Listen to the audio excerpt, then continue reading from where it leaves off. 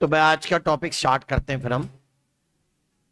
और टॉपिक क्या है कि हम लोगों ने पिछली क्लास में सेल साइकिल और उसके कैरेक्टर पढ़े थे।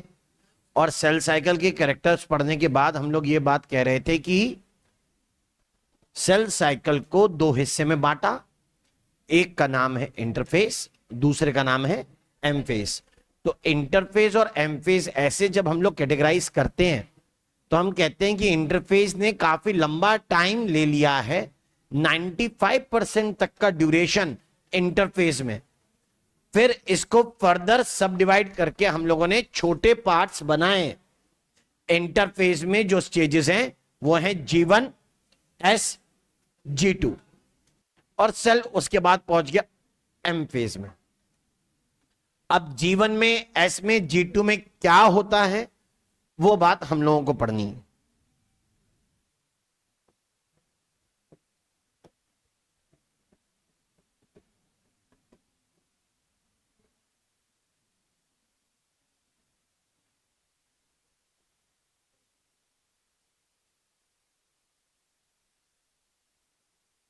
पिछली क्लास में पढ़ रहे थे सेल साइकिल के दो हिस्से हैं। एक का नाम इंटरफेस, दूसरे का नाम एम फेस।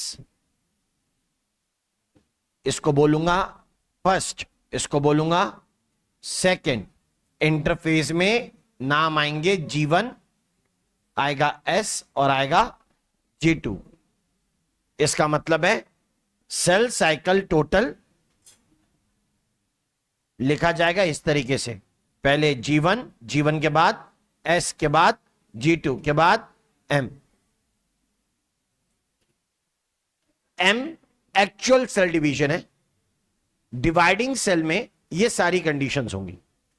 सुन लीजिए, सेल साइकिल वर्ड यानी यूकेरियोटिक में जो सेल डिवाइड करते रहते हैं यानी कंटिन्यूसली डिवाइड करते हैं उनके लिए यूज हो रहा है। जो कंटिन्यू डिवाइड नहीं करते और जो प्रोकैरियोटिक हैं उनके लिए यह शब्द इस्तेमाल नहीं होता। सेल साइकिल का ड्यूरेशन मतलब जनरेशन टाइम है, जिस समय सेल ने अपनी ग्रोथ करके सेल डिवीजन की तैयारी भी कर ली और फिर वो डिवाइड भी कर गया। ओके, सो ये बात इस सीक्वेंस में याद रखें। कब तय होता है कि सेल डिवीजन के लिए जाना है, कब नहीं, वो सारी चीजें इसमें पढ़नी है। हम लोगों ने पढ़ा है अभी तक कि सेल जब डिवाइड कर रहे थे तब उनका साइज बढ़ चुका था और डिवाइड करके वापस साइज कैसा हो गया, छोटा।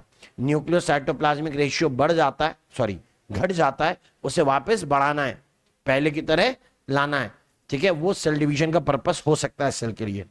तो हमारे पास यही सीक्वेंस है। हम लोग इंटरफेस के लिए पढ़ेंगे।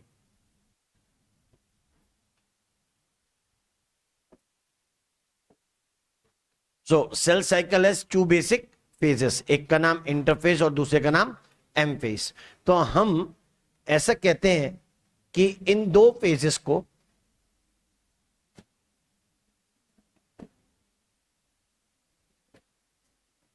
कंपेयर किया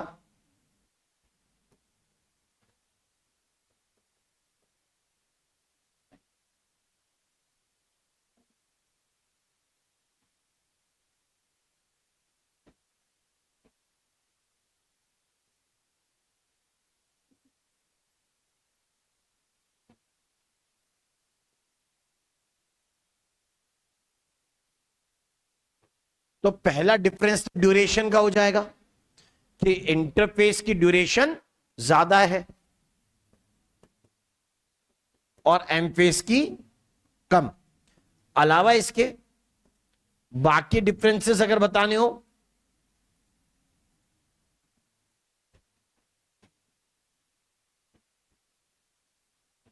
तो इनमें होने वाले इवेंट के बारे में बता देंगे।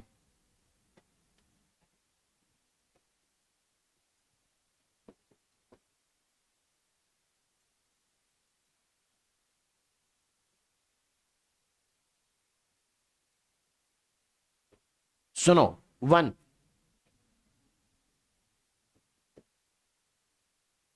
Time, most duration of cell cycle, या कहिए मेजर बेटर ये है।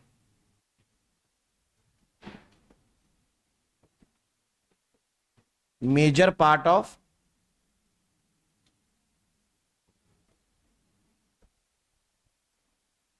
सेल साइकिल, ये मेजर पार्ट चला गया, इसके लिए बोलते हैं अप्रोक्स 5%। बेटा 95 कौन था? इंटरफेस। तो बच्चा 5 ना, approx 5% of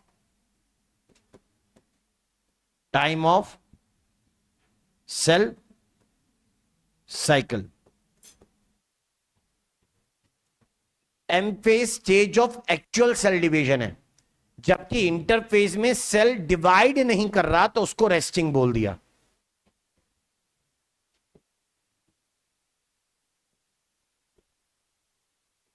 events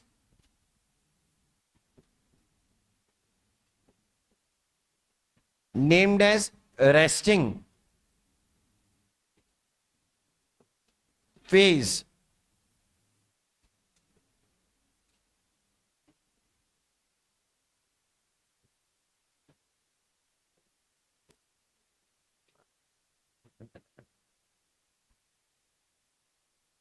named as resting phase. Resting phase क्यों बोला है? रो इवेंट बता रहा हूं, सुन लेना। As cell is not dividing, क्योंकि सेल डिवाइड नहीं कर रहा है इसलिए बोल रहे हैं रेस्टिंग फेज। इसलिए नहीं बोल रहे कि वो कुछ नहीं कर रहा, वो डिवीजन नहीं कर रहा। As cell is not dividing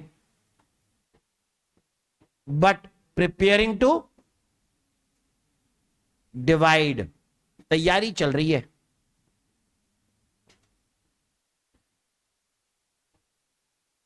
और एम फेज के लिए बोलते हैं the phase of actual cell division.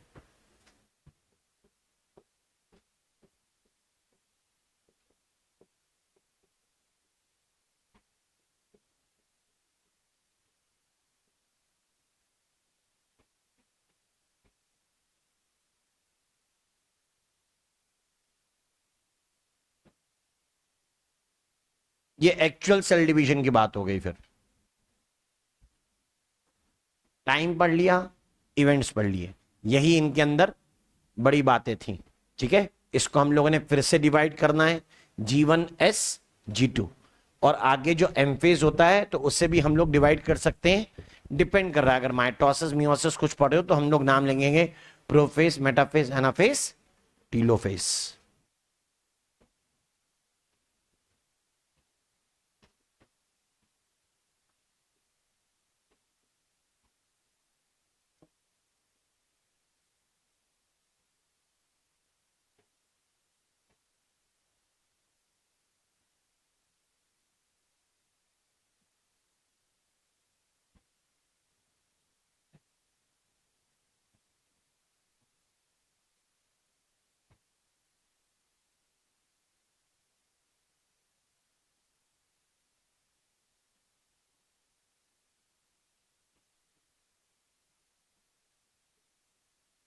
ये क्या लिखा है?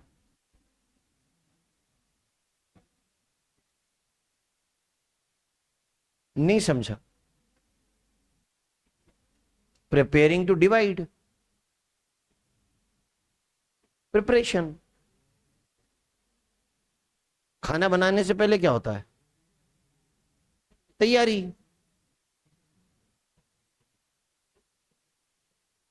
अबे तो वही तो पढ़ना है अपने को कि क्या होता है। कभी कभी गजब सवाल करते हो कि सर इसमें क्या होता है। अबे तभी तो पढ़ना है क्या होता है, यही तो पढ़ रहे हैं। जीवन में क्या होगा, एस में क्या होगा, और G2 में क्या होगा। बस डिवाइड ही नहीं करता है, समझे?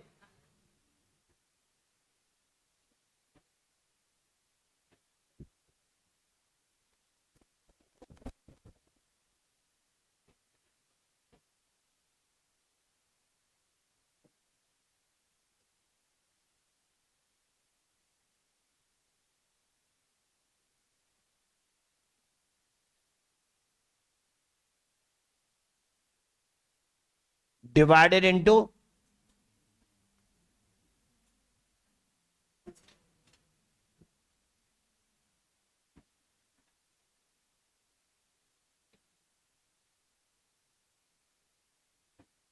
Cairo kinesis, cytokinesis, comma डाला है, बीच में कॉमा लिखा है, कैरियोकाइनेसिस साइटोकाइनेसिस, न्यूक्लियस का डिवीजन, साइटोप्लाज्म का डिवीजन।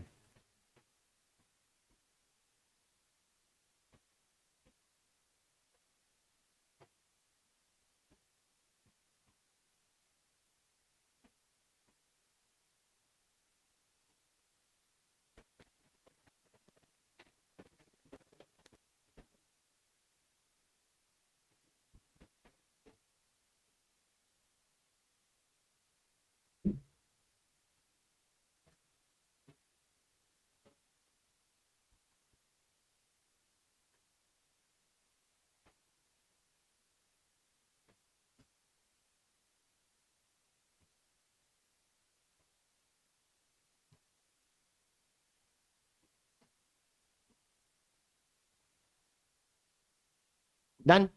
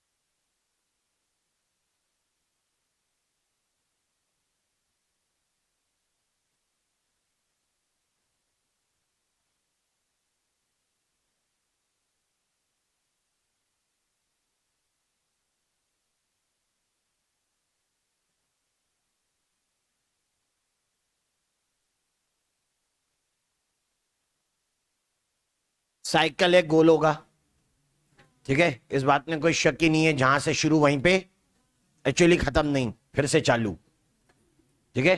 तो आप ये नहीं कह सकते साइकिल है तो खत्म, आप बोलोगे जहां से शुरू वहीं पे फिर से चालू। तो ऐसे किसी चीज को साइकिल अगर बोल रहे हैं तो यानी आप कह रहे हो कि that there is a continuity. जो सेल सेल साइकिल से बाहर हैं, यानी जो कंटिन्यूसली डिवाइड नहीं करते या फिर उनकी मर्जी वो डिवाइड नहीं करना चाहते, तो वो सेल साइकिल से बाहर माने गए हैं। हम उन सेल की बात कर रहे हैं जो रेगुलरली डिवाइड करते हैं, जैसे प्लांट में ऐसे सेल का एग्जांपल है मेरिस्टेमेटिक सेल्स, राइट। और जो रेगुलरली डिवाइड नहीं करेंगे ऐसे सेल के एग्जांपल प्लांट में कहलाते हैं सेल्स ऑफ परमानेंट टिश्यूज।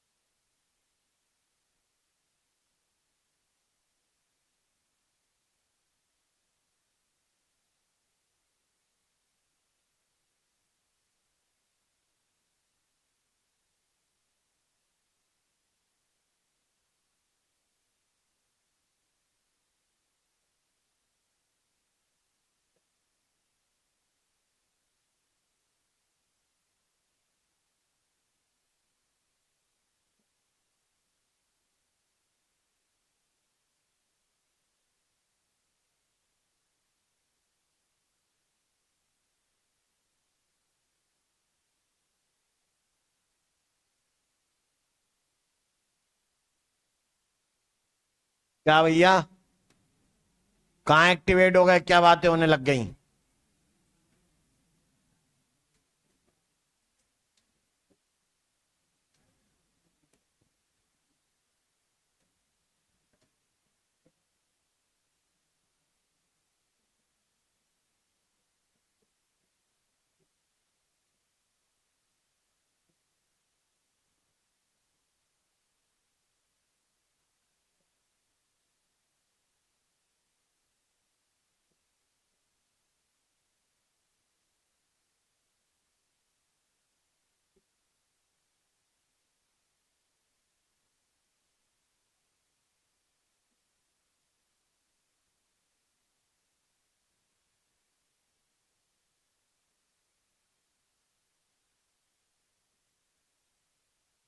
सारे पोर्शन को डिवाइड करते हैं और तब हम लोग कहते हैं कि ये सबके नाम बता रहा हूं। ये वाली है G1,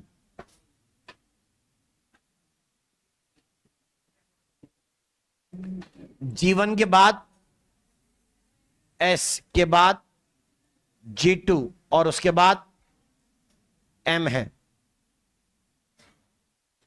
लेकिन कुछ बात जरूरी, वो ये कि हमने शुरू किया था एक छोटे सेल से।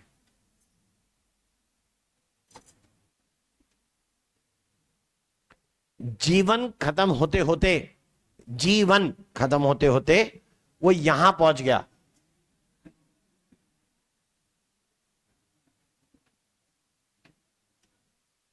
स्टेज G1 खत्म होते होते वो यहां तक आ गया, यानी सेल का साइज क्या हो गया? बड़ा है। एक बात और, ये सेल का साइज बड़ा है वो ठीक, अब यही साइज सब कुछ है। ठीक है, अब यही साइज सब कुछ होगा। ओहो,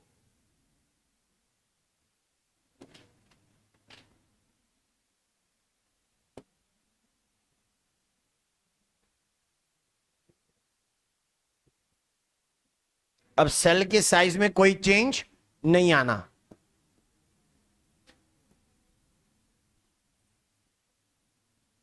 यही सेल यहां है G1 के एंड पे, यही सेल सेम साइज में रहते हुए S पर है, यही सेल सेम साइज पे रहते हुए कहां? G2 पर है। राइट, यानी आप ये कह रहे हैं कि सेल का साइज मैक्सिमम कहां हो जाएगा?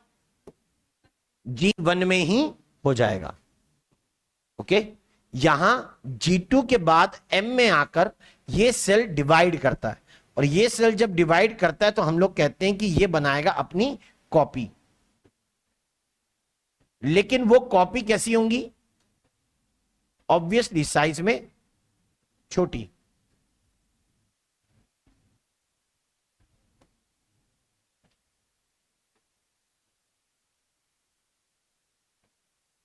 उनमें से एक सेल इधर आगे बढ़ गया है। मान ले क्रोमोसोम के नंबर इस सेल के अंदर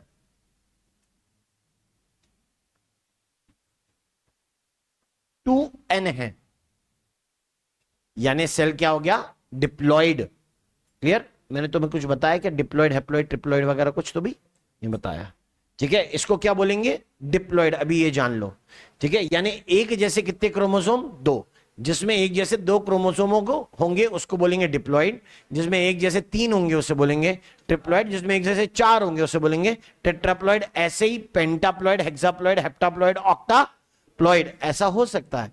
ठीक है, ये तो डिप्लॉइड है। अब हमने कहा कि इसके लिए अगर 2n क्रोमोसोम है तो ये माना जाता है कि उसमें जितना डीएनए होगा, यानी proportionate amount with the number of chromosome, कि क्रोमोसोम के नंबर 2n है तो उसका प्रपोर्शनेट अमाउंट ऑफ डीएनए माना जाता है 2c। समझ गए? तो 2n का प्रपोर्शनेट अमाउंट कितना हो गया? 2c हो गया है। अब ये कह रहे हैं कि दैट G1 के अंदर डिवीजन होना है, अगर इसका फैसला हो गया तो सेल कहां जाता है? S में, और फिर पलट के वापस नहीं आएगा, यानी S से फिर आगे G2 में ही जाएगा। क्लियर? तो हम ये कह रहे हैं कि यहां G1 में नंबर ऑफ क्रोमोसोम और अमाउंट ऑफ डीएनए में कोई अंतर नहीं है। लेकिन जब सेल डिवाइड करना चाहता है तो जाहिर सी बात है कि अपना जेनेटिक मटेरियल डबल करेगा ताकि आगे के सेल को वो बांटा जा सके। भैया बंटवारा करने के लिए सामग्री भी तो होनी चाहिए, जायदाद है नहीं बंटवारा कर दो कैसे? ठीक है, तो इसलिए जेनेटिक मटेरियल को क्या करा जाएगा? कॉपी, रेप्लिकेट किया जाएगा। ये होता है एस में जेनेटिक मटेरियल डीएनए, डीएनए का अमाउंट 2C है और इसका मतलब है कि यहां पर 2C हो जाएगा क्या? डबल, डुप्लीकेट हुआ ना, तो 2C का क्या हो गया? 4C। यानी ये जो सेल लिखा है उसके पास क्रोमोसोम के नंबर तो 2N रहेंगे लेकिन डीएनए का अमाउंट 4C। यहां पर भी इस सेल के पास क्रोमोसोम के नंबर 2N रहेंगे लेकिन डीएनए का अमाउंट 4C।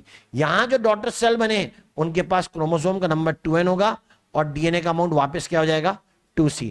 इसके पास 2C, इसके पास 2C, हिसाब किताब बराबर, जैसे चालू हुए वैसे खत्म हुए, ऐसा माना जा रहा है। अब अगर ये सब मैंने बताया तो बीच में क्या हुआ?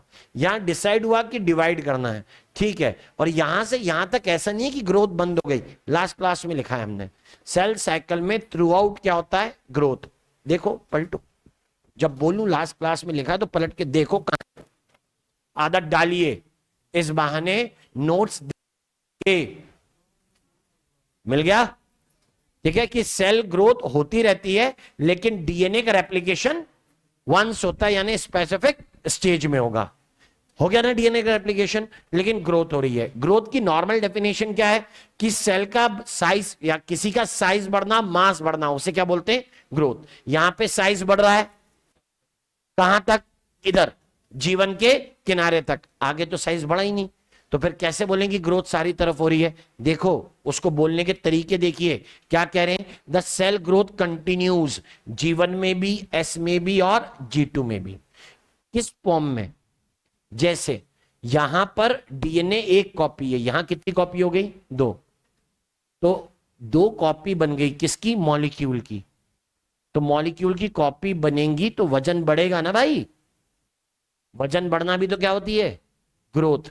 दिख नहीं रही क्योंकि मॉलिक्यूल से दिखाई दे नहीं रहे। आगे फिर हमने कहा कि यहां पे और मॉलिक्यूल बनते हैं जो दिखाई नहीं देते, लेकिन वो इतने ज्यादा हो गए हैं कि ये जो साइटोप्लाज्म होगा ना वो डेंस दिखाई पड़ता है। डेंस मतलब ऐसा, अभी तक ट्रांसपेरेंट था, अब कैसा हो गया है? Opaque. It has lost its transparency. क्यों हुआ ऐसा? क्योंकि सेल अब साइज में तो नहीं बढ़ रहा लेकिन सेल के अंदर कंटेंट अभी भी बढ़ रहे हैं। इसको बोलते हैं डेंस साइटोप्लाज्म। ये डेंस हो गया साइटोप्लाज्म। न्यूक्लियोसाइटोप्लाज्मिक रेशियो बिगड़ने के कारण समझ लो, एक तो सेल का साइज बढ़ गया तो साइटोप्लाज्म का एरिया ज्यादा, फिर साइटोप्लाज्म का एरिया नहीं बढ़ रहा है तो क्या बढ़ रहा है? थिकनेस, मतलब डेंसिटी। यहां डेंसिटी बढ़ गई, अल्टीमेटली सेल क्या कर जाएगा? डिवाइड। तो ग्रोथ यहां भी हो रही है सेल की, यहां भी हो रही है और यहां भी हो रही है। टर्म्स कैसे अलग? साइज में इंक्रीज हर जगह नहीं दिख रहा। ओके, तो ये चीजें प्राइमरीली हम लोग सेल साइकिल के बारे में बताते हैं। कुछ केस जहां पर सेल डिसाइड करता है कि उसको डिवाइड नहीं करना है, मतलब मुझे डिवाइड नहीं करना, तो जीवन से तो निकलता है लेकिन एस में नहीं पहुंचता। उस स्टेज को हम लोग लिखते हैं G0। यानी सेल क्या हो गया? मेटाबॉलिकली एक्टिव लेकिन डिवीजन में एक्टिव नहीं। तो इसका मतलब है अगर सेल को बाय चांस डिवाइड करना हुआ इस सेल को, तो पहले फिर से किस में आएगा? G1 में, फिर कहां जाएगा? एस में।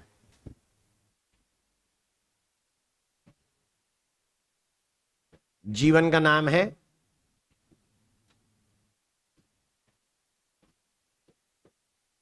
First gap.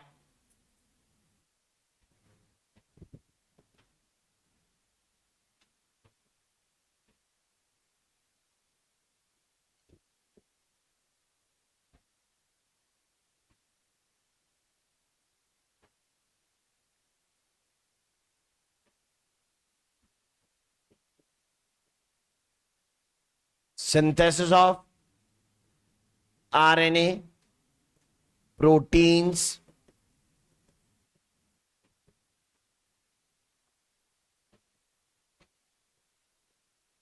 डुप्लीकेशन, ऐसा किताब ने लिखा है, मैं लिखूंगा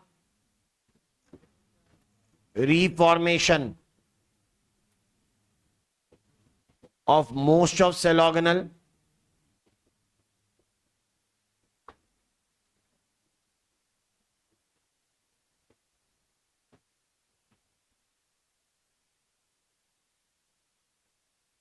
तो ये सिंथेसिस ऑफ आरएनए हो गया, प्रोटीन बन गए, डुप्लीकेशन या ज्यादातर सेल ऑर्गेनल बन गए। देख यहां सेल डिवाइड हुआ ना, ठीक है, और यहां पर वो दूसरे काम करने आ गया। कुछ याद आ रहा है? जब डिवाइड हो रहा था तो उस समय उसका न्यूक्लियस गायब था, यानी न्यूक्लियर मेम्ब्रेन, उसकी जगह क्या थे? क्रोमोसोम। और सुनो कि इसी समय एक और एक बात पढ़ी थी कि ईआर, गोल्जी अपराटस, लाइसोसोम और वैक्यूल भी डिवाइडिंग सेल में डिसअपियर हो जाते हैं। फिर से अपीयर कब होंगे? G1 में। क्लियर बात?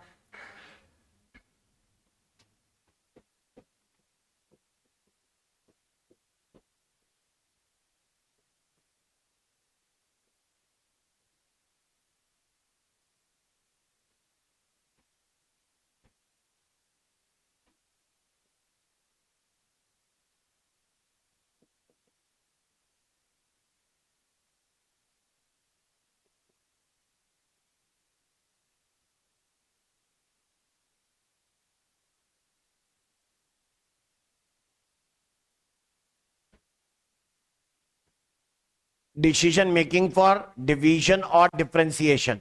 डिफरेंशिएशन मतलब स्पेशलाइजेशन, ठीक है, बेटर बनने के लिए, मतलब जी नॉट वाले सेल बनने के लिए डिफरेंशिएशन।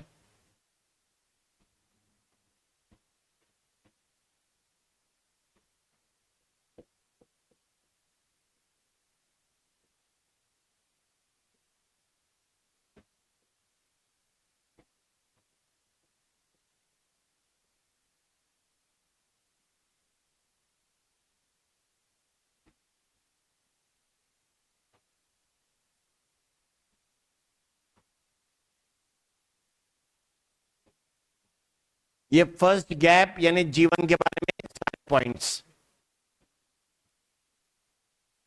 और जब मैंने कहा कि सेल ये डिसाइड कर ले कि उसे डिवाइड करना है, वो एस में चला जाता है, इसका मतलब जीवन से एस में जाना सेल के लिए बहुत बड़ी घटना है। इसलिए जीवन से एस का transition major major checkpoint कहलाएगा। G one to S transition major checkpoint के नाम से जानेंगे।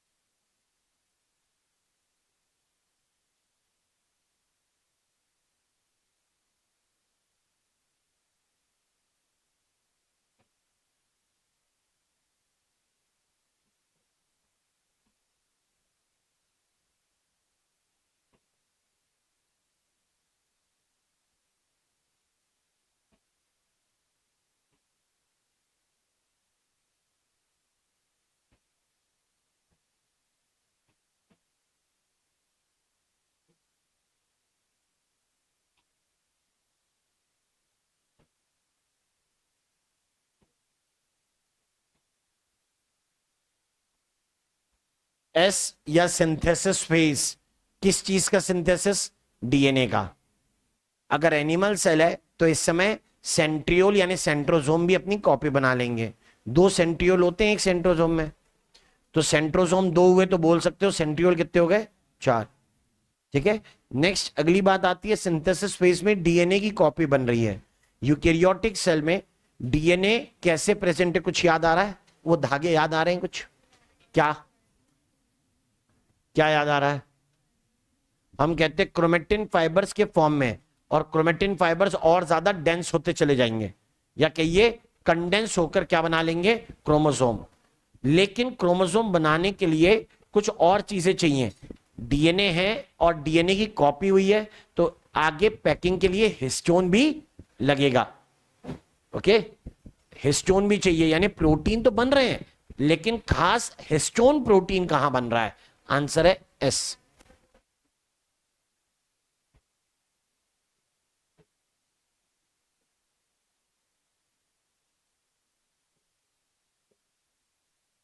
डुप्लीकेशन या रेप्लिकेशन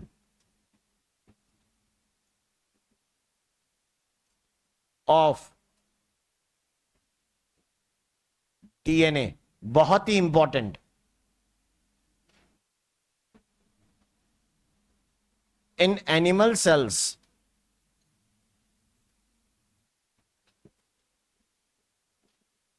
सेंट्रियोल्स यानी सेंट्रोजोम, दो सेंट्रियोल मतलब सेंट्रोजोम।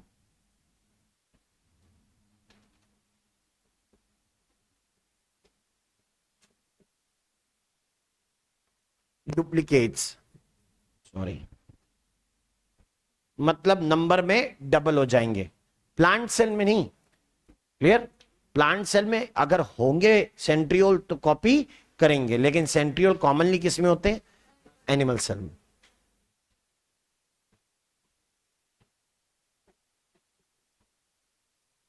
Synthesis of protein. अब सुनो, डीएनए एक समय में एक काम पर फोकस कर रहा है, ठीक है? वह आपके जैसा चंचल नहीं है कि मोबाइल भी चलाना है, पढ़ना भी है और लिख भी लेना है कुछ, और मौका लगे तो बाहर खिड़की के भी देख लो। डीएनए या तो खुद का रेप्लिकेशन कर रहा है या फिर ट्रांसक्रिप्शन यानी आरएनए सिंथेसिस में पार्ट ले रहा है। अभी वो क्या कर रहा है? रेप्लिकेशन। तो मतलब आरएनए का सिंथेसिस नहीं। जो पहले के आरएनए उनसे प्रोटीन का सिंथेसिस होता रहेगा, ठीक है? नए आरएनए नहीं। सिंथेसिस ऑफ प्रोटीन इंक्लूडिंग कौन सा प्रोटीन? Histone protein. स्पेसिफिक है, बताना सही रहेगा।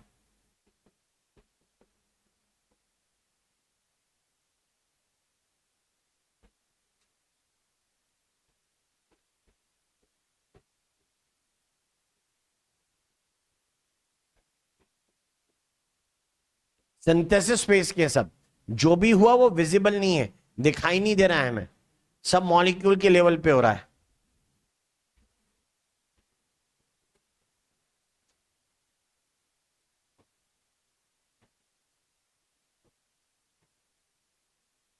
आगे सेल पहुंचा कहां? G2 में। तो हम कहते हैं यहां भी तो ट्रांजिशन आया एस से G2। सबसे इंपॉर्टेंट तो सेल का डिसाइड करके शिफ्ट होना डिवीजन की तरफ, यानी एस में आना है। तो मेजर चेक पॉइंट हो गया। अब एस से G2 कैसे चेक पॉइंट माना जाएगा? माइनर।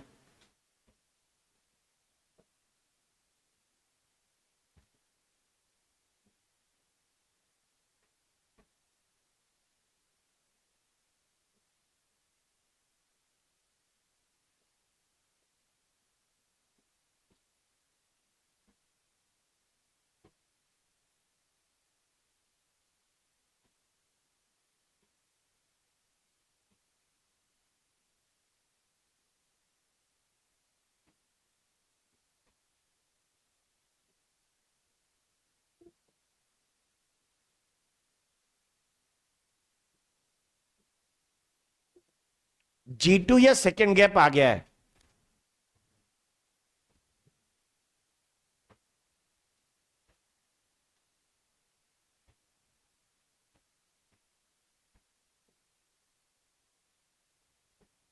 आरएनए सिंथेसिस फिर चालू, प्रोटीन सिंथेसिस,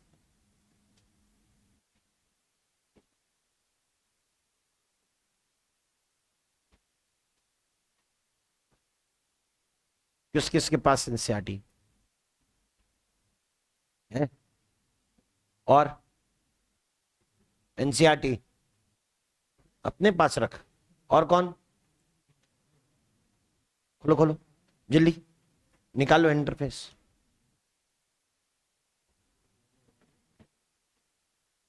इंटरफेस खोलिए जल्दी से।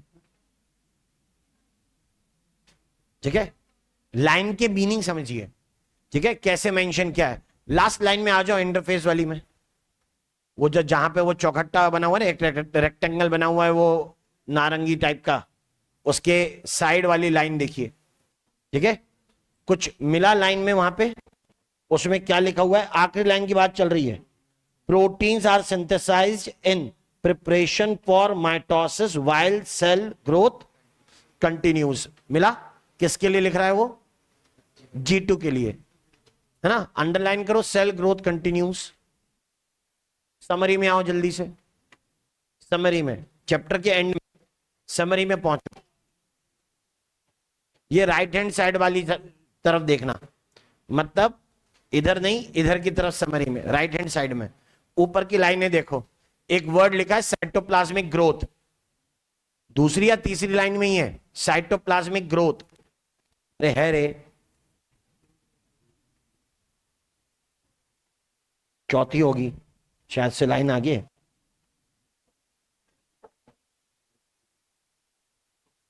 अरे बहुत आगे। G2 phase is the period of cytoplasmic growth. मिला? अंडरलाइन करो। कितनी लाइनें मिली G2 के लिए आपको? पीछे द सेल ग्रोथ कंटिन्यूज, फिर यहां पे मिली साइटोप्लाज्मिक ग्रोथ। और बात देखो G1 में क्या लिखा है।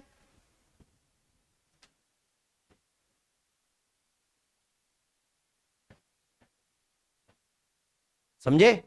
इसलिए मैंने नहीं लिखा सेल ग्रो इन साइज, मैंने क्या लिखा सीधे सेल साइज मैक्सिमम। मैंने ग्रोथ वर्ड का इस्तेमाल हो तो रही है ना, क्लियर? क्योंकि बच्चे होंगे कंफ्यूज अगर मैंने लिख दिया कि सेल ग्रोथ होती है। अब बच्चे ने बड़ा बड़ा घनिष्ठ पढ़ने वाला, बहुत गाढ़ा पढ़ता है एनसीईआरटी को, पढ़ा कहां? G2। सर इसमें तो G2 लिखा है सर। फिर उसके बाद वो बोलेगा आगे जाके समरी पढ़ने के बाद, सर साइटोप्लाज्मिक ग्रोथ भी होती है और सेल ग्रोथ भी होती है। वाह, किस में होती है? सर G2 में होती है। तो क्या बाकी टाइम पे ग्रोथ नहीं होती? अबे तो और कैसी चाहिए? क्लियर? यहां क्या और कैसी ग्रोथ चाहिए? सिंथेसिस मतलब ग्रोथ ही है, ब्रेकडाउन थोड़ा ना हो रहा है भाई। मैक्रोमोलिक्यूल का बनना, वजन का बढ़ना, ठीक है, या फिर समान के कारण साइज का बढ़ जाना, ये तो मैक्सिमम हो गई। जब सेल में ईआर बन जाए, गोल्जी बन जाए, तो साइटोप्लाज्म में फैलेगा, फैल गया।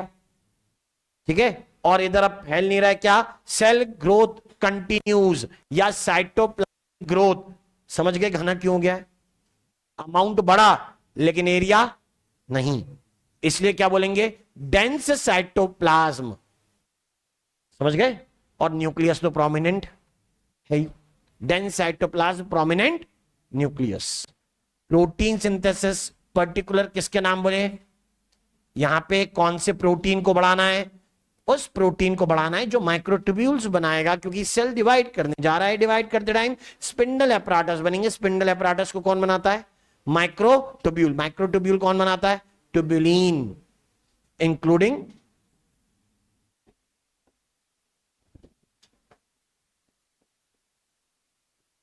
अब रख दे वापस एनसीईआरटी। हो गया आज का।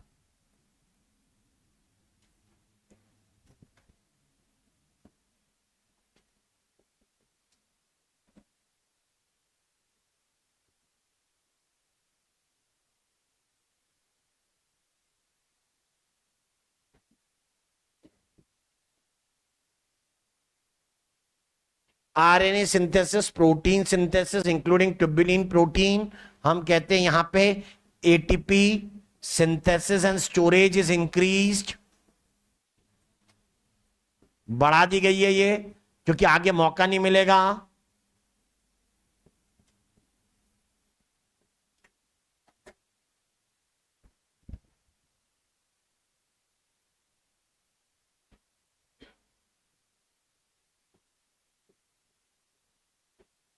सेल ग्रोथ कंटिन्यूज, समझे? या समरी से क्या लिखूं इस बारे में? माइक्रो ट्यूब्यूल समरी से लिखूंगा स्टेज ऑफ साइटोप्लाज्मिक ग्रोथ, और अपनी सूझबूझ से लिखूंगा कि साइटोप्लाज्मिक ग्रोथ के नतीजे से जहां पे सेल तो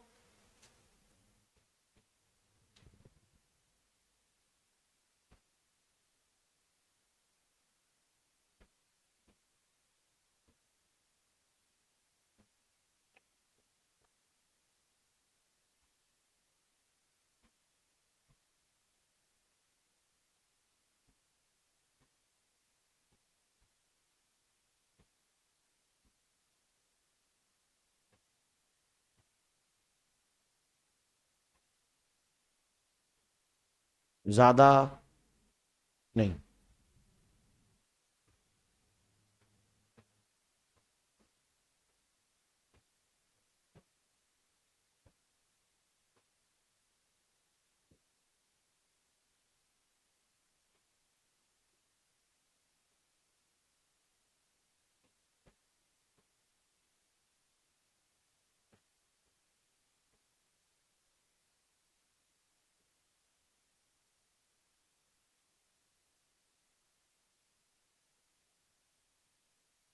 इसी को मिला के तुमने, अरे यार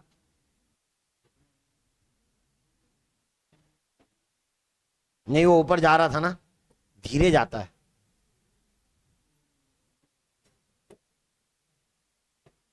अरे अरे अरे,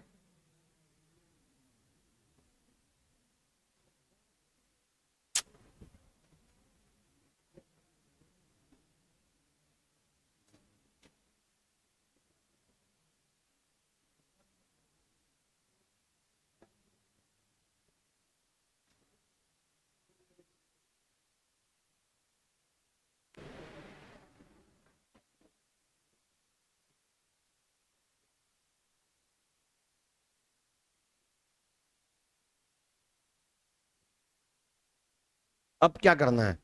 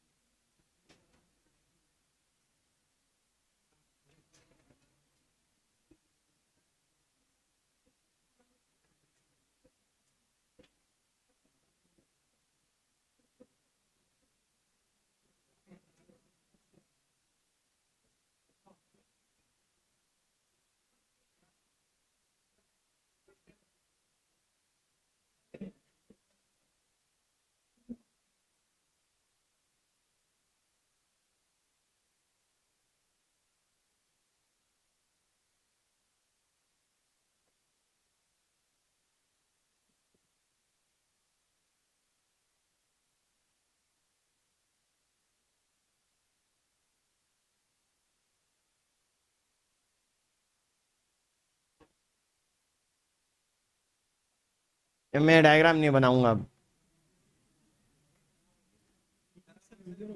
ये 3-4 बार अटक चुका है, हैं? हम मेंशन कर रहे हैं ये सेल ग्रोथ की फेज है या फिर साइटोप्लाज्मिक ग्रोथ है, तो इसका मतलब यहां पे किससे है? इसका मतलब है यहां पे डेंस साइटोप्लाज्म, कि साइटोप्लाज्म यहां पे डेंस हो गया, या ये बोल सकते हो कि वो यहां पे ओपेक हो जाएगा, मोर ओपेक। ओपेक तो समझते हो भैया, समझते हैं ना? ठीक है, ज्यादा ओपेक हो गया यानी चीजें क्लियर दिखाई नहीं दे रही, तो ऐसी कंडीशन इसके लिए बोल रहे हैं हम लोग डेंस साइटोप्लाज्म। मीनिंग मालूम होने चाहिए, cytoplasm has become dense, that's why हम कह रहे हैं सेल ग्रोथ कंटिन्यूज। तो यहां से यहां तक कुछ चीजें कंटिन्यूएशन में, प्रोटीन देख ले, प्रोटीन सिंथेसिस, यहां प्रोटीन सिंथेसिस, यहां protein synthesis, okay. Growth growth growth, growth और प्रोटीन सिंथेसिस सारी जगह, डीएनए का रेप्लिकेशन एक जगह, हिस्टोन का सिंथेसिस एक जगह, ट्यूबुलिन का सिंथेसिस एक जगह, याद रहेंगे? कौन throughout the cell cycle चल रहा है? ग्रोथ। कौन throughout the cell cycle synthesise हो रहा है? आरएनए की प्रोटीन। प्रोटीन। कौन throughout the cell cycle copy बना रहा है? कोई नहीं। डीएनए कब कॉपी बना रहा है? एक स्टेज में। क्लियर? हम लोग मॉलिक्यूल के बेसिस पर पूरा चार्ट बना लेंगे। यहां लिखा है एम फेज। अगर मैं कहूं कि एम फेज में क्या क्या हो रहा है, तो एम फेज में दो इवेंट होते हैं जिनमें से नाम बताए जा रहे हैं क्या क्या। एक का नाम है न्यूक्लियर डिवीजन यानी कैरियो काइनेसिस, और दूसरे को बोलते हैं साइटोकाइनेसिस। अगर अगर यहां पर सेल माइटोसिस कर रहा है, मान रहे हैं अगर यहां सेल साइटोकाइनेसिस कर रहा है, ठीक है, कौन सा डिवीजन करेगा? माइटोसिस कर रहा है। अगर माइटोसिस कर रहा है एम पर, एम का मतलब माइटोसिस नहीं है, समझ गए? एम का मतलब है मैच्योर्ड। यहां से G2 से M में क्या हो गया? ट्रांजिशन। ये G2 M ट्रांजिशन है, ये G2 M ट्रांजिशन है। क्लियर? G2 से M ट्रांजिशन।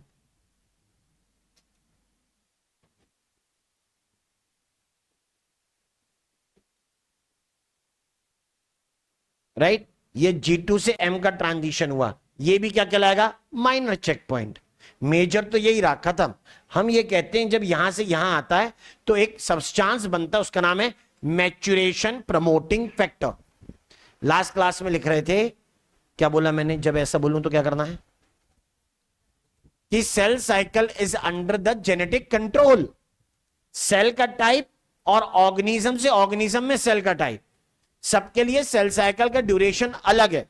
तो कितनी देर में जीवन, कितने एस, और कब G2 करना और कब M में जाना है, ये सब प्रोटीन ने बताया अंडर जेनेटिक कंट्रोल।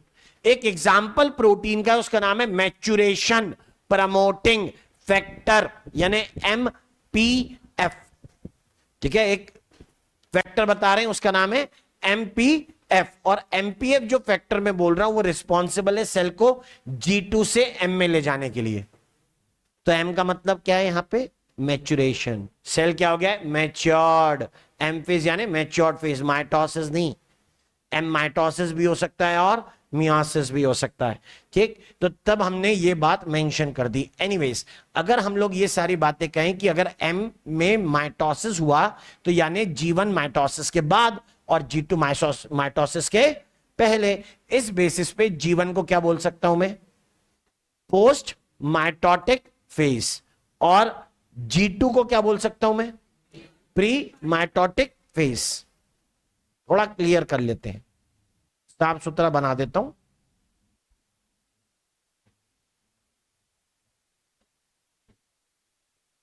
ये ज्यादा जरूरी है। G2 से इसी कलर से ऊपर, हां, M का ट्रांजिशन किसने करवाया? मैच्योरेशन प्रमोटिंग फैक्टर ने कराया। ठीक है, ताकि हम कहें कि ये छोटे सेल जो अभी अभी बने हैं, कहां? एम फेज में, कि ये एम फेज में जो छोटे सेल बने हैं, ये एक, ये दूसरा, ये आगे डिवीजन में चले जाएं। इसको लिखूंगा 2n, 2c। यहां पर भी 2n, 2c है हर एक सेल। सेल का साइज के साथ यहां पे काफी बड़ा है ये सेल।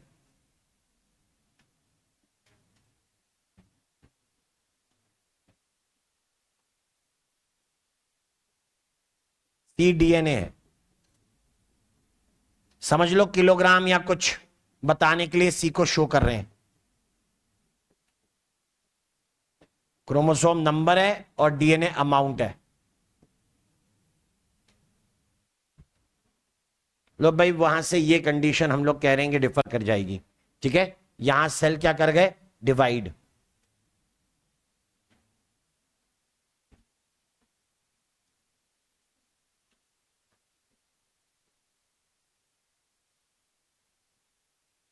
अगर आगे नहीं गया तो कहां चलेगा? G0 में। तो मैं कह रहा हूं यदि M माइटोसिस हो, इफ M रिप्रेजेंट्स माइटोसिस, अगर उसने माइटोसिस को रिप्रेजेंट किया तो।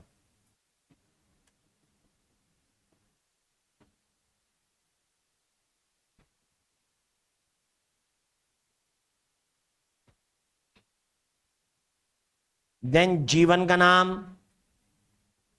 पोस्ट माइटोटिक, G2 का नाम प्री माइटोटिक। सुनो, आपसे अलग अलग क्वेश्चन करवाने हैं, आप भरेंगे वो सारे के सारे बॉक्स जो बनाऊंगा। क्या लिखा है? Post mitotic. चल बता, पोस्ट माइटोटिक से प्री माइटोटिक तक क्या क्या डबल हो गया? डीएनए, और अगर एनिमल सेल है तो और सेंट्रियोल, राइट। तो प्री माइटोटिक से पोस्ट माइटोटिक के बीच में क्या डबल हो गया? Number of sales. क्लियर है बात? ठीक है, ऐसे क्वेश्चन विचित्र नहीं है, मजेदार हैं, इतने बेसिक है कि किसी से बनेंगे ही नहीं। ठीक है, सीधी बात ये है, इतने सिंपल हैं कि किसी से नहीं बनते। आपसी सामंजस्य बना के रखना, अपने बैच में नहीं, दूसरे बैच में। जैसे दूसरे बैच में यकीन की बात नहीं बोल रहा मैं, उससे तो कुछ मिलना नहीं है अलग से, उधर तो मैं ही हूं। ठीक है, ऊपर भी मैं हूं, नीचे भी मैं हूं, तो उधर कुछ नहीं। 11th, समझे? क्यों? पेपर। पेपर क्यों? प्रैक्टिस। क्वेश्चन के टाइप डिफरेंट हो सकते हैं, समझे? तुम्हें आते हैं आसान, उन्हें आते हैं थोड़े से डिफिकल्ट। आई बात समझ में? उसके कारण बाद में बताऊंगा कि ऐसा क्यों है, इसलिए उनसे टच में रहिए, कुछ मत करिए। 11th वाले बच्चे पहले से ही तेज है, वो पहले ही यकीन वगैरह के पेपर करके फुर्सत कर लेते हैं, तो तुम भी उनके पेपर कर लो, इसमें कोई बुराई नहीं है। ये नहीं कि 11th वालों से पेपर मांग लिया मतलब बहुत बड़ा कोई ऐसा कर लिया कि पाप हो गया ये, या फिर ईगो हर्ट हो गई। 11th का पेपर करूंगा मैं? अबे चैप्टर तो सेम है, फिर सिलेबस तो सेम है। अब सुनो, ये यहां पे मेंशन है, और अब इसके टर्म्स में क्वेश्चन कर रहे हैं, अलग अलग टाइप के करने। एक मॉलिक्यूल के बारे में था, और दूसरा इन दोनों के बीच में कैसे कैसे मेंशन करना है। सुन लो मेरी बात। एक,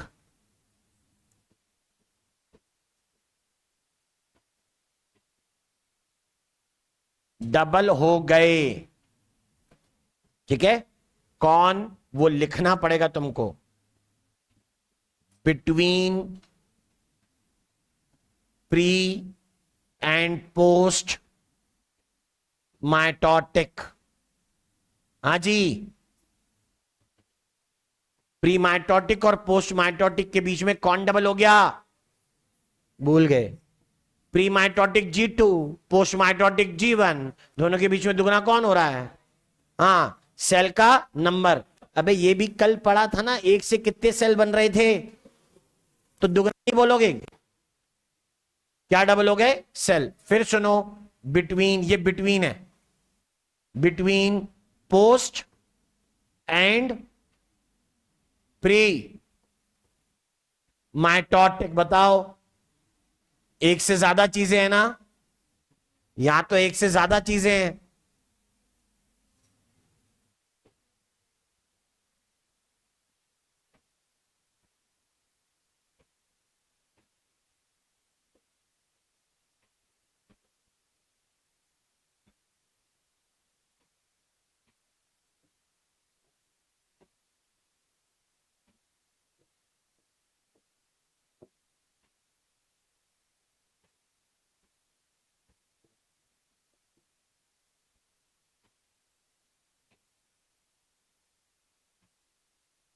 मैं नहीं लिख रहा, इधर मत देखो, खुद लिखना है तुमको, अभी बोला था ना। गजब है, मतलब इतनी उम्मीदें मत पालो भाई, मैं पहले ही बोल चुका हूं तुम्हें लिखना है, मैं केवल डिब्बा बनाऊंगा। वाह, सही है।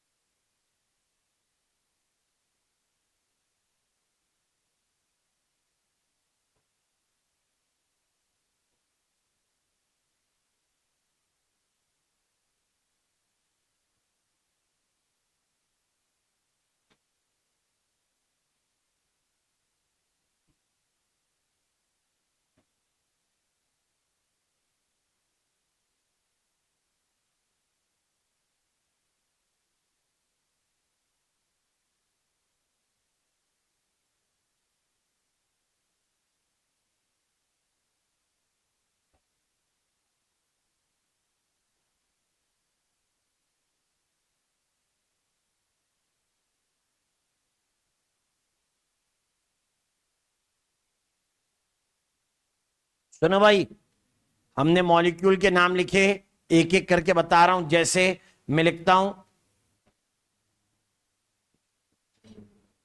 या इवेंट लिख सकते हैं, आरएनए सिंथेसिस। जहां जहां होता है टिक लगा दो, लगाओ।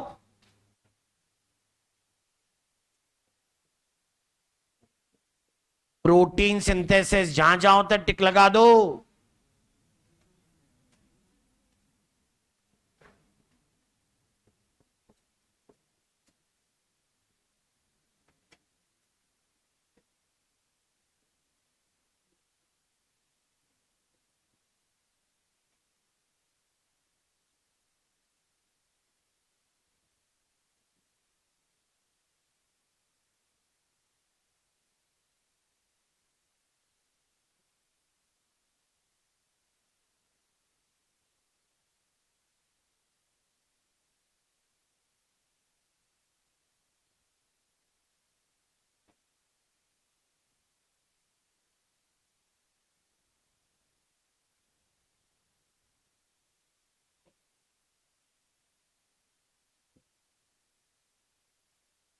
काय का सिंथेसिस रह गया?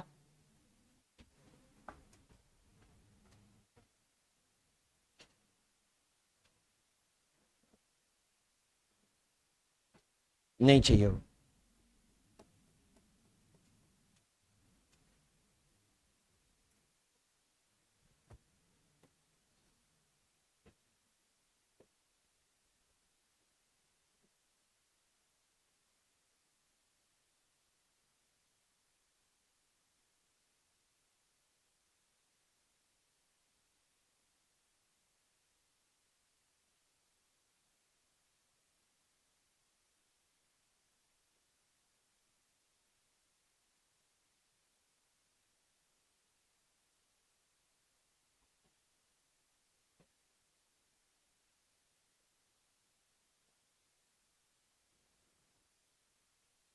हाँ भाई, आरएनए सिंथेसिस किस किस में? जीवन में, G2 में। ठीक है, ये हमने क्लियर कट देखा है अभी। प्रोटीन सिंथेसिस, अरे जीवन में, S में, G2 में। M का पता नहीं मुझे। डीएनए रेप्लिकेशन S में, हिस्टोन सिंथेसिस S में, ट्यूबुलिन सिंथेसिस G2 में। कुछ और भी लिखना चाहूं तो मैं कहूंगा उसमें ग्रोथ।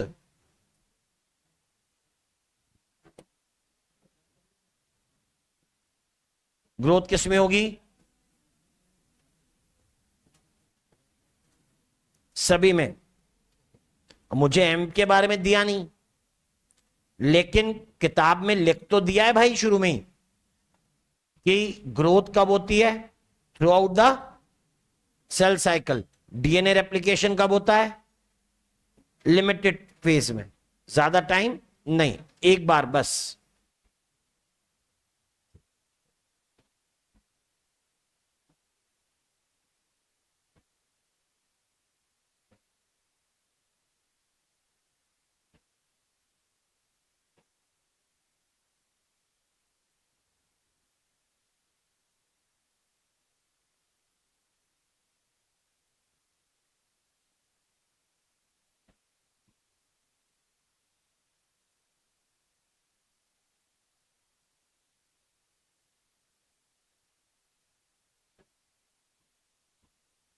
जो पता है कि नहीं होती उस पर तो लगा दूंगा क्रॉस। डीएनए डीएनए रेप्लिकेशन यहां नहीं होता, हिस्टोन सिंथेसिस यहां नहीं होता, ट्यूबुलिन सिंथेसिस यहां नहीं होता, आरएनए सिंथेसिस एस में नहीं होता, ट्यूबुलिन सिंथेसिस एस में नहीं होता, और डीएनए रेप्लिकेशन G2 में नहीं है, हिस्टोन सिंथेसिस G2 में नहीं है। ये तो मुझे क्लियर है।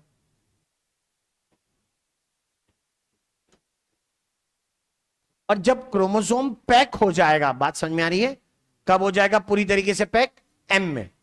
तो इसका मतलब है अब वो खुला ही नहीं है। जब वो खुला नहीं है तो ना तो डीएनए कॉपी कर सकता है, ठीक है, ना तो डीएनए कॉपी कर सकता है M में, ना ही क्रोमोसोम पर ट्रांसक्रिप्शन यानी आरएनए सिंथेसिस होगा। ये दोनों ही चीजें इस समय नहीं है। हाँ, पहले से बने आरएनए नए प्रोटीन बना सकते होंगे, ठीक है, पहले से प्रेजेंट आरएनए प्रोटीन को बना सकते होंगे, ऐसा मैं कह सकता हूं।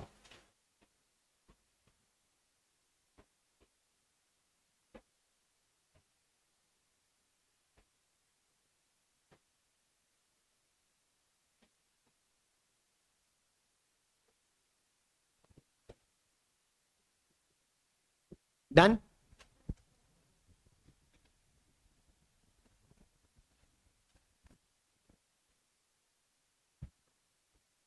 तो अब इसमें एक इवेंट की बात हो रही थी, जब हमने कहा था सेल ने डिसाइड किया कि उसको डिवाइड नहीं करना, तो वो इवेंट क्या कहला रहा था, उस स्टेज का नाम था जी नॉट। इस पे ध्यान दीजिए, इग्नोर नहीं करना कि किनारे में लिखा है छोड़ दो, ना ना, क्या लिखा है, सेल कहां से कहां एग्जिट कर रहा है, G1 से एग्जिट कर रहा है, तो अगर डिवाइड करने कहां जाएगा, S, फिर वापस नहीं लौटेगा। या फिर G1 से एग्जिट किया है तो कहां चला गया, G0। सेल G1 से एग्जिट किया तो या तो S का सेल है या G0 का सेल है। जब सेल्स G0 में जाते हैं तो वो सेल साइकिल अब नहीं करेंगे, यानी they suspend the cell cycle. Living हो सकते हैं, मेटाबॉलिकली एक्टिव होंगे, अपना कुछ विशेष काम करेंगे, सिंथेसिस, स्टोरेज, कंडक्शन वगैरह वगैरह, लेकिन डिवीजन नहीं। हो सकता है कि भविष्य में जाके इनको याद आए कि चल डिवाइड करें, राइट। बात ऐसी है कि that not all cells divide, सारे सेल्स डिवाइड नहीं करते, ठीक है। कौन से सेल डिवाइड नहीं करते, इसको दो तरीके से मैं बताऊंगा। एक एक जिनके पास समस्त साधन है फिर भी डिवाइड नहीं कर रहे, यानी वो कौन से फेज में बोलोगे, G0 में, न्यूक्लियस है, डिवाइड नहीं कर रहे। अच्छा, जिनके पास न्यूक्लियस नहीं हो तो डिवाइड कर ही नहीं सकते।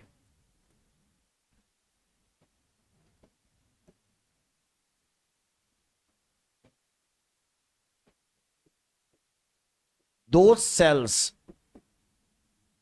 which lack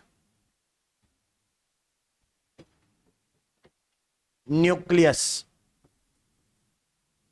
जैसे कौन, आरबीसी, एरिथ्रोसाइट्स,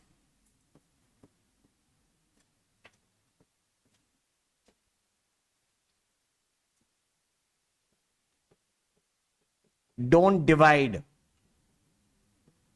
वो डिवाइड नहीं कर रहे। दूसरा,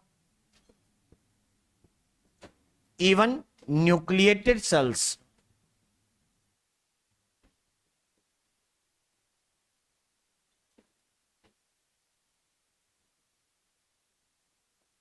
डू नॉट डिवाइड। जैसे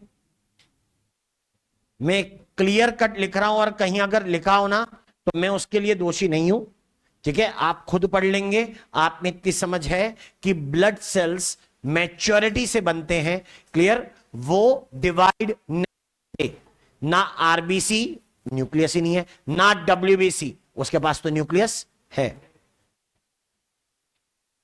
नर्व सेल, उसकी मर्जी, डिवाइड नहीं करना। एग्जाम्पल दूसरा लिख रहा हूं, कौन, डब्ल्यूबीसी, न्यूक्लियस है, डिवाइड नहीं करना। तो अगर कोई कहे ना ज्यादा डब्ल्यूबीसी बन गए, तो बन गए हैं, वो डिवाइड नहीं किए हैं, समझ गए, वो बने कैसे, ज्यादा, फॉर्मेशन ज्यादा होगी। या डब्ल्यूबीसी कम हो गए, वो डिवाइड नहीं कर रहे, क्वेश्चन ही गलत, फंडामेंटली रॉन्ग, क्योंकि डब्ल्यूबीसी डिवाइड नहीं करते, वो सीधे मरते हैं। They are formed by maturity. Process पढ़ते हो एरिथ्रोपोइसिस वगैरह कुछ, ठीक है, they are formed by maturity. RBC WBC का बाप एक ही है, सॉरी मां, मदर सेल एक ही है, ठीक है, लेकिन अलग अलग है कि एक का न्यूक्लियस चला गया, दूसरे का न्यूक्लियस है, फंक्शन अलग है ना, दोनों ही डिवाइड नहीं करेंगे। ये हो गई यहां तक की बात, ठीक है। ऐसे और भी सेल हैं जो न्यूक्लिएटेड है लेकिन डिवाइड नहीं करते, जैसे एग्जांपल लिखें, certain cells divide when asked to do so, जब उनसे निवेदन करेंगे कि अब तुम्हारा ही सहारा है, डिवाइड कर जाओ। इसके एग्जाम्पल कौन है?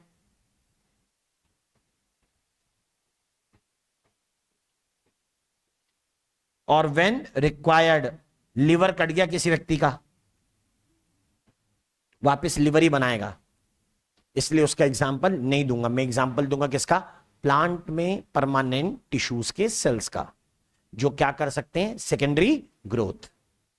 Certain cells divide when asked to do so और व्हेन रिक्वायर्ड, या जब क्या हो गई? जरूरत पड़ गई, व्हेन रिक्वायर्ड। एग्जाम्पल में मेंशन कर देता हूं मैं, सेल्स ऑफ परमानेंट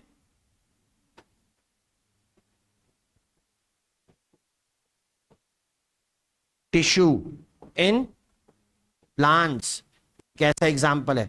बाकी एग्जाम्पल ऊपर एनिमल के लिखे हुए हैं, जैसे नर्व सेल। मतलब आपको एक लिस्ट ऑफ सेल मिल सकती है अपनी डीपीपीज में, या मॉड्यूल में क्वेश्चन हो सकता है, ब्लड सेल्स डिवाइड करते हैं, ऑल ऑफ द अबव वाला ऑप्शन है, लगा देना। ठीक है, एक्चुअली ब्लड सेल डिवाइड नहीं करते हैं।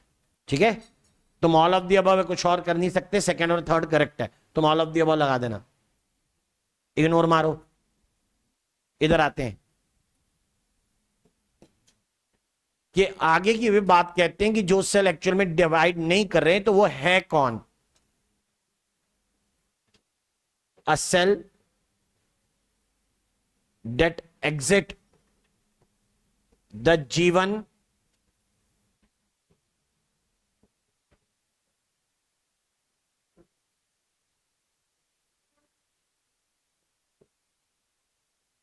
when decided not to divide,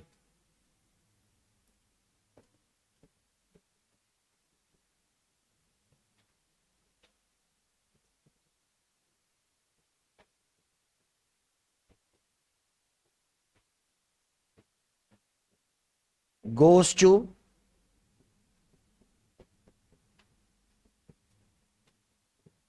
quiescent phase, या इसको कहते हैं जी नॉट। अब लिखने का तरीका देख लो। सेल किस में है? बोलो कौन सी स्टेज में? सेल साइकिल में ना, किस में? जी नॉट में। मतलब समझना, सेल्स इन जी नॉट, मतलब पहले ही डिफाइंड है। सेल काय में है? जी नॉट में। बड़ा मजेदार क्वेश्चन है, पीवाई क्यू आगे है, वो तुम करना घर जाके, है ना, उतना मौका नहीं लगेगा। सेल्स इन जी नॉट मैं लिखूंगा सस्पेंड्स द सेल साइकिल। भैया डीपीपी मॉड्यूल के आंसर करेक्ट करिएगा, पीवाई क्यूज की कोई भी किताब जो मार्केट में अवेलेबल है, आंसर सही कर लेना, बता दे रहा हूं। ऑफिशियल आंसर की, बुद्धि समझ वाली आंसर की यही है, सस्पेंड्स द सेल साइकिल। उसने सेल साइकिल को क्या कर दिया? रोक दिया। समझ गए? एग्जिट द सेल साइकिल नहीं भाई साहब, एग्जिट वो ऊपर वाली लाइन में कर गया है। समझ गए? एग्जिट वो ऊपर की लाइन में कर गया है। आप पीवाई को देख लो, किसी भी किताब में आंसर लिखा होगा एग्जिट द सेल साइकिल, गलत है। वो पूछना चाह रहे हैं cells in G naught, exit the cell cycle कैसे? अरे जब जी नॉट में है तो सेल साइकिल वर्ड कहां से आ गया उसके लिए? क्या वो सेल साइकिल में है? नहीं है। मतलब समझिए, सेल्स इन जी नॉट यानी the boy in this classroom, मतलब ऑलरेडी यहां है, राइट, इज स्टडिंग बॉटनी, ऐसा बोला। वो ऑलरेडी कहां है? इस क्लासरूम में। तो ये कोई बात ही नहीं होती ना कि वो अपने घर से निकल गया, वो ऑलरेडी यहां है। आगे की बात कर, पीछे की नहीं। ठीक है, बॉय इन दिस क्लासरूम, एक ऑप्शन दे दिया। लेफ्ट द हॉस्टल, हॉस्टल से निकल गया, ये तो हो चुका ना, तभी तो कहां है? क्लासरूम में। तो क्वेश्चन उसके आगे चालू होगा, पीछे से नहीं। एग्जिट की बात पुरानी है, हैं?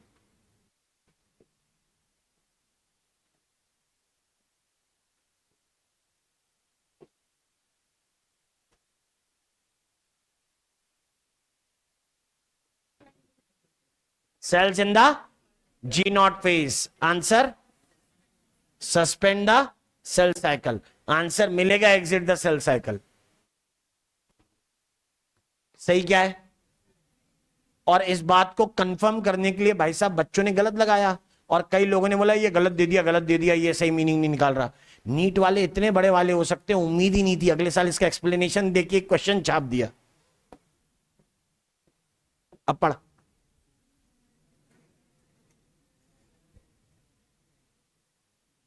Exit the end enter the,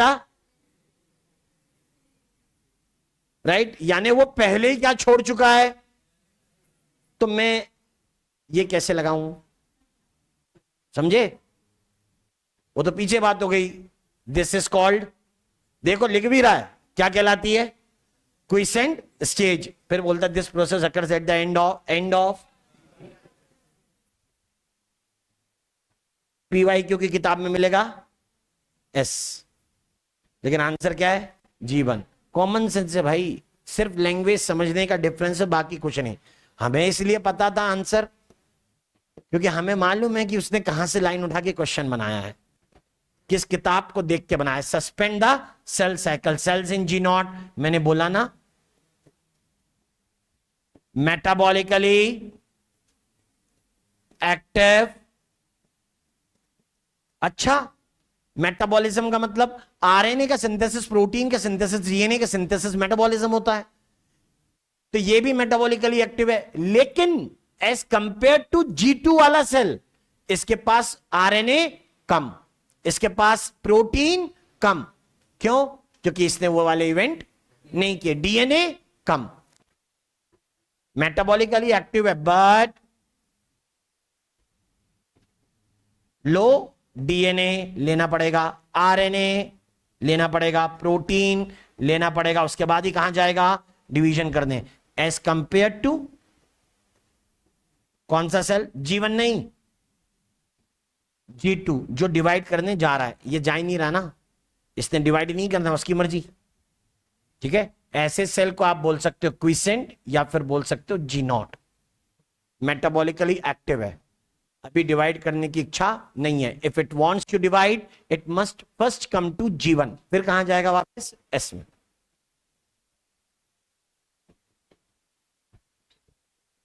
if wish to divide,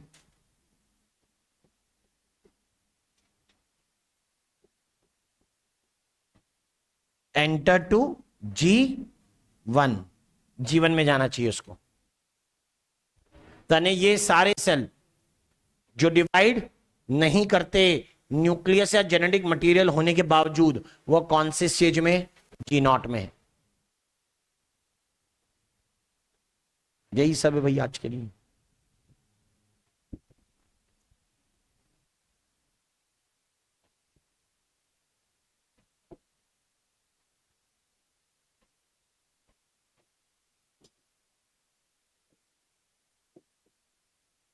answer questions है यहां पे, एक बार करके देखिए, बन जाएंगे. सिंपल है, बहुत सारे हैं, कम नहीं है actually.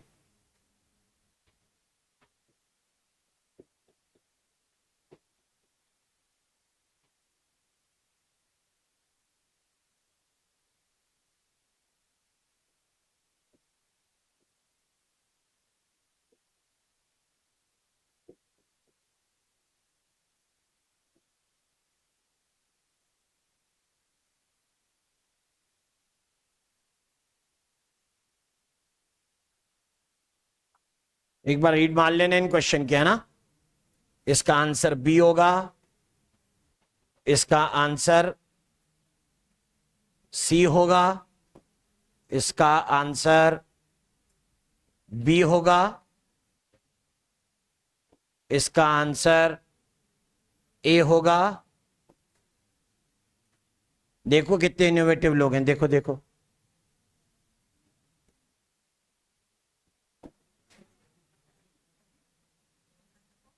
The correct sequence of phases of cell cycle. In mitotic cycle, the correct sequence of phases is G1, S, G2, M, या G1, S G1 arrow S arrow G2 M, सिर्फ arrow का भेद है। ये कर चुके, ये भी कर चुके। Identify the correct statement with regard to the G1।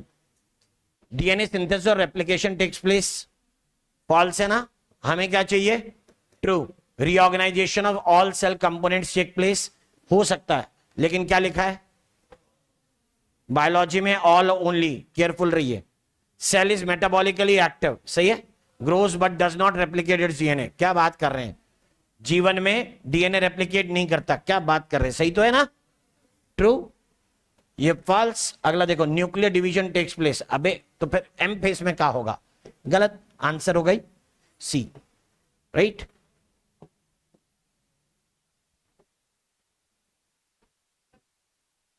छोड़ दो ये। In S phase of the cell cycle amount of DNA remains same, गलत है। क्रोमोसोम नंबर इज इंक्रीज्ड, गलत है। क्रोमोसोम के नंबर में कोई चेंज नहीं है, सिर्फ काय में चेंज है, अमाउंट ऑफ डीएनए।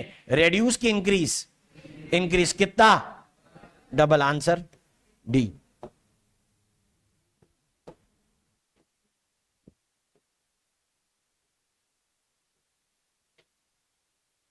ओके, यही